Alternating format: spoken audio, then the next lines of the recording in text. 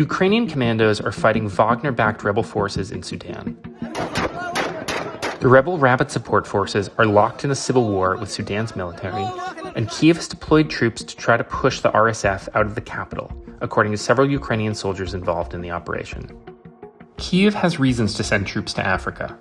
Wagner paramilitaries have mined gold in Sudan and used it to fund Russia's war in Ukraine.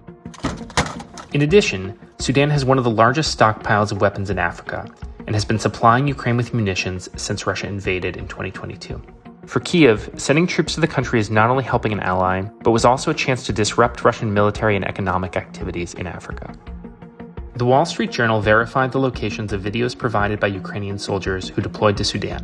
They show how Kyiv is expanding its fight against Russia into Africa.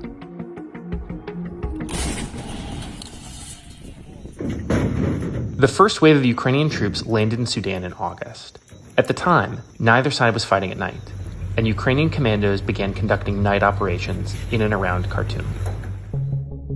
They had a number of capabilities that allowed them to do this successfully. First, they had experience with night operations over the last 2 years of the full-scale war with Russia. But in addition, they also had night vision goggles, which allowed them to see when the Sudanese fighters generally were not able to. Ukrainian forces are also training Sudanese fighters on the use of drones, which they've used extensively in the war with Russia. Sudanese forces were most interested in FPV, or first-person view drones. The operator puts on a headset that allows them to see what the drone's camera sees, and then they fly the drone laden with explosives into the target. Videos show the drones hitting pickup trucks full of fighters as they crossed a bridge into Khartoum. The idea was to cut off supply of ammunition and fuel into the city, as the Ukrainians have done in their war with Russia. The RSF still controls much of Khartoum, as well as large swaths of the southern and western parts of Sudan.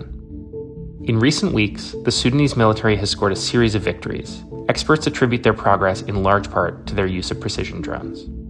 In deploying troops to Africa, Ukraine is trying to make the war more costly for Russia, and to show that it's willing to pursue their fighters wherever they go, even thousands of miles from the front line in Ukraine.